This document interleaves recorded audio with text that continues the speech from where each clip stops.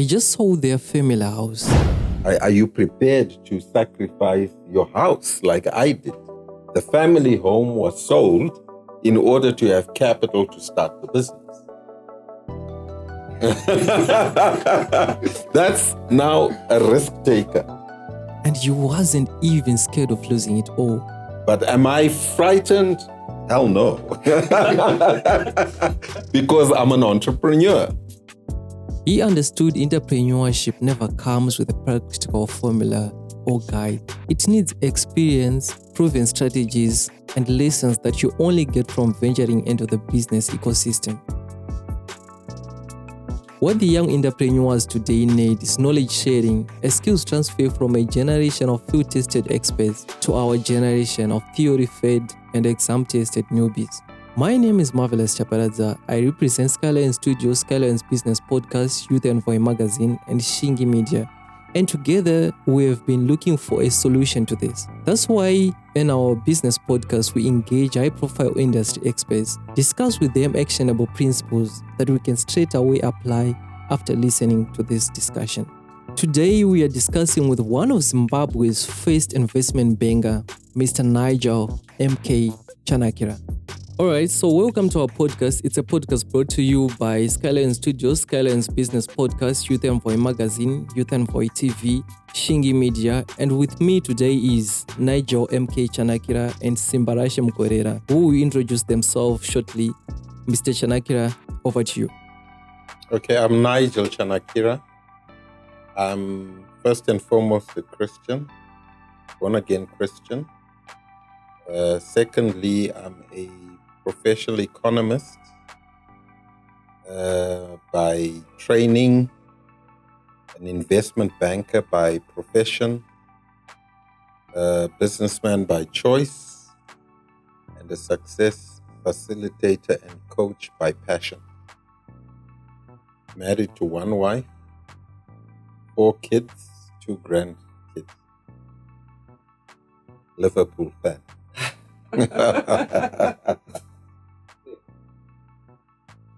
So thank you so much for joining us, our viewers. My name is Simbarashe. I'm an entrepreneur in the field of technology, and for now I'm representing the Youth Envoy magazine, which brings about content that grows youth. So thank you. Okay, so before we start, so would like to get a little background of what we're doing here. So there are a lot of problems that we are facing as youths. So there is high unemployment rates, and we are seeing that the youths are tending to take drugs or finding a way to escape reality. So those are the challenges that we want to solve. And for us to solve those challenges, we need to venture into entrepreneurship. So that's why we have Dr. Chanakira here, who is going to share the entrepreneurship strategies that worked well for him when he was growing his business. So, Mr. Nigel Chanakira, can you tell us who Mr. Nigel Chanakira is and the Zimbabwean business landscape? Okay, so I think I cut my teeth really in the arena of business initially as a student. Yeah, so my very first business venture was with my best friend and a friend of his. And we launched an electronics company. They both had technical and engineering backgrounds. And that business failed spectacularly. I knew nothing about it. In essence, I just put my money. I was intrigued by the whole idea of being a businessman. Yeah. Then I went off to work after graduating and then started a second enterprise, which was essentially buying and selling furniture from an auction house. I would buy, repair, and return that furniture to the auction floor. I then moved into doing the same thing for motor vehicles. I'd buy, accident damaged vehicle, get it panel beaten by a Sekuro of mine who was a very good panel beater. And then I would sell the cars for a profit. And all these really were informal businesses. The third venture I would say I launched on was to be a lecturer and consultant in business using my economics degree and my studies of business. So I began to, lecture, run workshops, and then also do the marking of exams and the setting of exams Okay. at Zizo House, which was the Zimbabwe Institute of Management in the main. And then I think really serious business now, after I had spent some 5 years or 6 years rather in the banking industry. Initially as a central banker, then I joined Bard Discount House for 5 years, became a director at age 24. And then at 28, I then launched Kingdom. And I think that's the one that's most known. Yes, Kingdom Securities, Kingdom Financial Holdings. And I was in that business for about 15 years, starting it from scratch with business partners, 4 of them. So the 5 of us started a banking group that ended up with 4 banks in sub-Saharan Africa and various other business interests. I then sold that banking franchise to Afro-Asia, essentially in 2013, and made a formal exit from banking. I had invested probably in about 40 businesses by then, of which my favorite was what I do now, which is coaching and mentoring people with banks in business, individuals. And I'm now represented in 8 countries, 6 on the African continent and then 2 in the United Kingdom and the United States. So I think I was born to an entrepreneurial family, and once an entrepreneur, always one, and I still am one. All right. So I think in a nutshell, that's me on the Zimbabwean landscape, in the region, and then globally as well. Okay. So I heard you talked about a lot of businesses. You talked about Kingdom Bank, and from history, we know you were one of the first Zimbabwean investment bankers, the first black investment banker. So what are the challenges that you face along your way?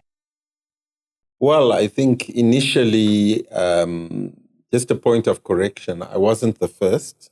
I was amongst the first. I think what made it attractive was I was the youngest of all the bankers. So I was 28. My, competitors were much older than I was. And so a lot of people see me as the first because I was youthful and I guess very vibrant. I was on television. And also I wrote the back page of the Financial Gazette, which was the only financial newspaper at the time. And so I guess it's just a question of awareness. So yeah, that's kind of my history, going back in time. But I've been involved in quite a lot. Quite a lot. And that's a lot. All right. Challenges. Money. Going for the biggest of all. Yeah, I think it's a common African problem, to be honest. Marvelous. If we say start a bank, it's worse because you're supposed to have capital. And so the biggest challenge, I think, throughout that particular period was capital raising. And you'll find that even at Kingdom Financial Holdings, in its various shapes and forms, we were involved in a lot of fundraising efforts. So I would say throughout that was a common thread, capital. Now I tend to think differently. Money is the easier bit for somebody who is now long in the tooth like me. And it's more relationships and developing business, through other things. So looking for clients and prospects, I would imagine, is now more my problem now. People who can afford the services that we offer. Okay. So I've noticed you've ventured into a lot of businesses. Where do all those ideas come from? Where do valid business ideas come from? Well, I think it comes from passion. You've got to be interested in things. And I'm a man of many interests and many relationships. And with that tends to come ideas. So some of the ideas have not been my original ideas. They've been people who have looked for partnerships, venture capital. And in so doing, it's given me a broad range of activities. I would say I've been involved, as I said, in over 40 businesses. Okay. I'm 59 now, so it's almost a business per year since I became an adult. Each year there's something cooking that is exciting. But I love that. I have diverse interests. I have many friends and relationships. And that's meant I've had broad range. And I think it's positioned me well. Now I can coach and mentor people. The only things I have not really done to a huge extent is to get involved in manufacturing, mining, but everything else, including agriculture. Wow. That's brilliant. So I think Mr. Subarasho, a question. I've been looking at your face. The question is really, yeah, quite a lot. I think I was looking at the portfolio. That's a UG's portfolio Oh, yeah. that you have, Mr. Chanakira. And I think when I look at the whole portfolio that you have, my question is, can you really say that you have a problem that you were targeting that eventually came out as a business idea? Because the notion around entrepreneurs of today is you gotta find a problem. You gotta find where the pain is for you to be able to get a business idea out of. Well, I would imagine so, that yes, you're trying to solve a problem, because that always speaks to you having clients. You can offer a solution in one form or another, then your clientele is guaranteed. But one must also not run away from the fact that there's a money motive, a profit motive. So not only do I want to solve problems, because the world has lots of problems. Mm-hmm. Yes. But I may not necessarily be interested in solving those particular problems because I don't think that is profitable. So I like businesses that are sustainable. I also like businesses that I enjoy. And so I want to solve problems in a way that thrills me. I don't get tired. My energy doesn't get sapped. And then I must make money. Lots of the aspects and have fun. So I think that's my own philosophy. I like to say I operate maybe on 4 core principles. Number 1, I want to glorify God in what I do as a Christian. Number 2, I want to have fun. Life's too short, so it must be enjoyable. Number 3, I want to be of service. And service involves solving problems and, so be it. And I want to do it well as well. And then the 4th one and final philosophy, I want to make a lot of it and soon enough. Okay. So we hear a lot of American advice that says, do or go into business ventures in the field where your passion is. Mm-hmm. So maybe suppose for most young entrepreneurs, maybe the field of passion that I'm in, there are limited opportunities or limited businesses that you can run in there. For example, let's say I'm a martial artist, for example. Okay. And in Zimbabwe, the sporting industry hasn't been doing so well. So if I try to do what I enjoy, do I not risk losing other opportunities in other fields? Well, I would say to you, Marvelous, do what you enjoy and make a business out of it. So if martial arts, for example, are what really thrills you, then be the best in class. If you're going to train people in martial arts, if you're going to practice it as a sport, you can make a lot of money. The secret, I think, of business is finding your passion and finding something you do extremely well. Yes.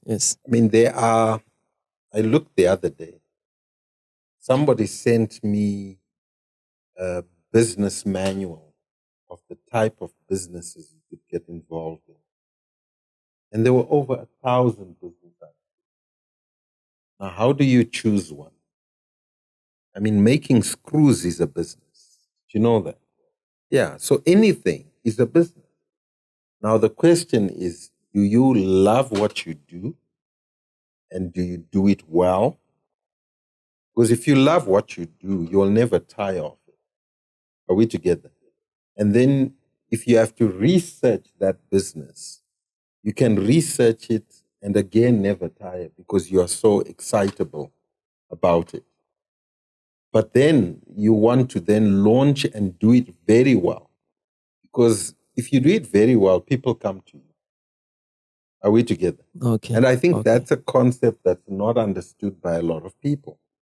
So yes, we copy and paste, we cut, copy, paste, because we don't originate ideas in the main.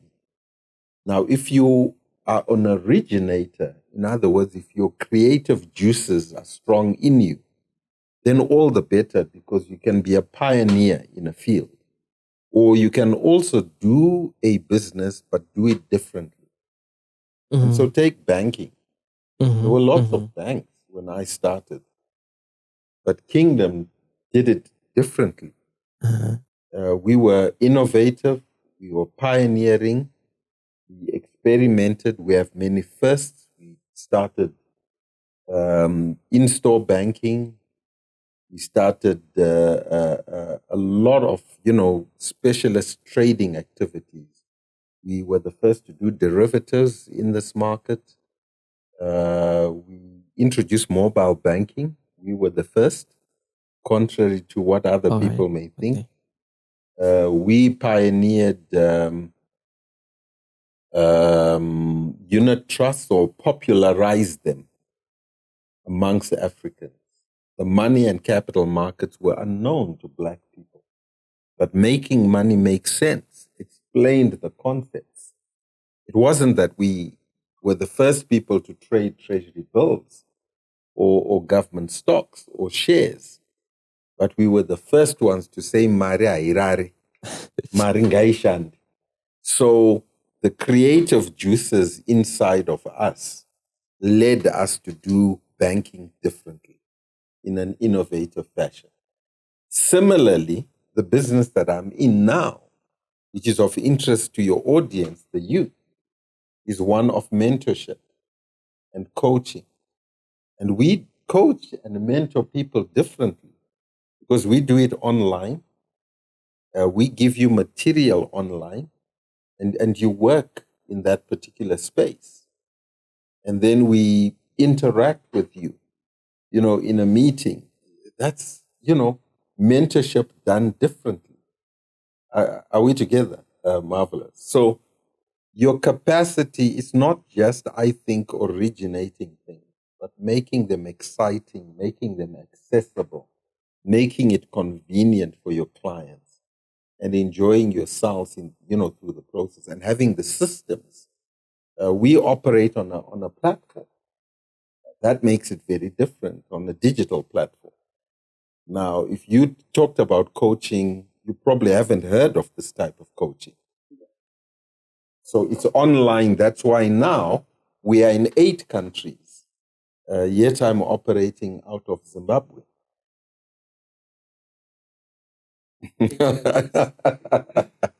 Yeah, so we're doing it differently.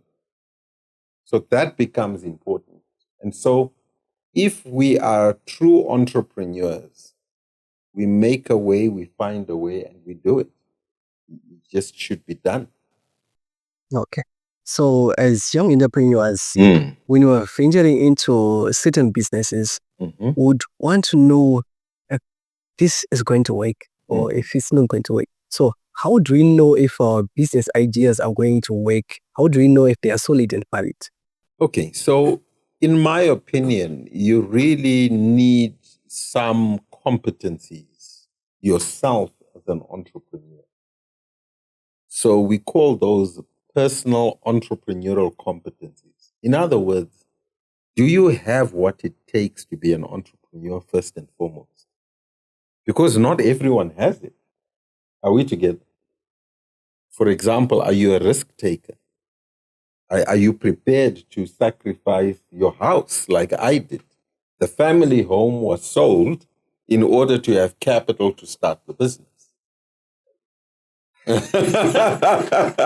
That's now a risk taker. And I married a risk taker as well, who allowed me to sell the home. Now, it's not often that your wife would agree to sell the family home, which you have paid for, and go back. You're living now on the other side of Samora Machel. And she says, let's go back to Highfields. Once we sold the home, and she has to share the kitchen with her monster-in-law. Sorry, I mean mother-in-law. Yeah. So it's all about what? The appetite to start a business. This was just part 1 with Nigel, where we discussed how to find, test, and launch bulletproof business ideas in Zimbabwe. But wait, there's more. Next on episode 2, we'll discuss funding hacks, legal shortcuts, and marketing tricks that cost nothing. In episode 3, we'll discuss Nigel's $1 million scaling secrets plus an exclusive offer for you. Want the full masterclass? Don't miss the next episodes. Like, subscribe, and turn your notifications on. To sponsors, this is your shot to reach Zimbabwe's hungriest entrepreneurs. Contact us now before we're sold out.